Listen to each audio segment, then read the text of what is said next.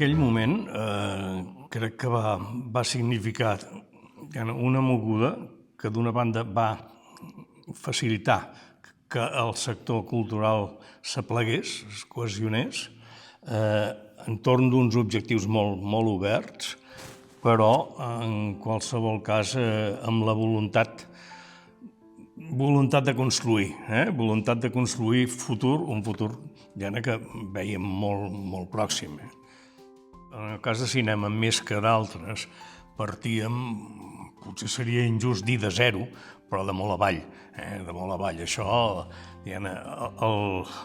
la persona referent per molts de nosaltres, gent de la meva generació, en aquest sentit va ser en Miquel Portamoix, que es va implicar, evidentment, en l'àmbit, i ell defensava, era un defensor ultrança del cinema català, i a vegades ens les havíem tingudes amigablement perquè ho érem molt d'amics, i jo li deia que el cinema, diguem-ne, català, d'un punt de vista cultural, no existeix. Estàvem parlant de finals dels 70, i s'havien passat unes etapes i s'havien cremat unes etapes en les quals no s'havien pogut aprofitar d'alguna manera per tirar endavant el cinema com a eina cultural, d'alguna manera, i per crear una cinematografia nacional pròpia.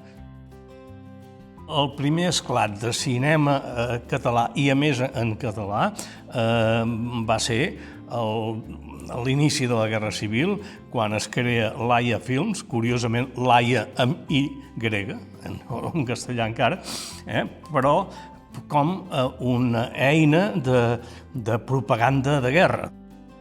Gran part dels professionals marxen a l'exili, d'altres se n'han d'anar a treballar a Madrid, d'alguna manera, és a dir, això queda molt anorreat, i amb això ens plantem al final del franquisme quan es produeix la cultura catalana. Com?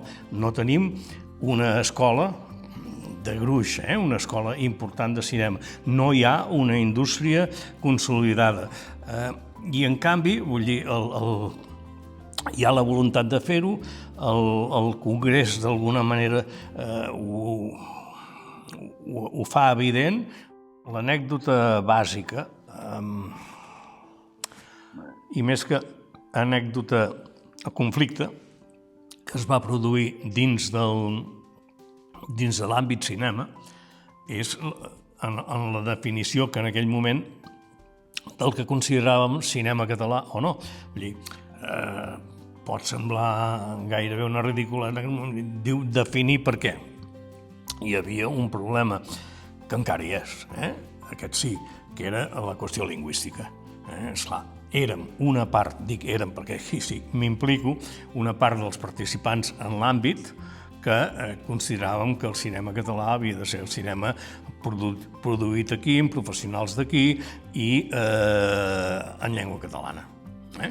En un altre sector, doncs, la qüestió no feien qüestió de la llengua i, per tant, doncs, podia ser cinema català, el produït en llengua catalana o en un altre, que era bàsicament el castellà.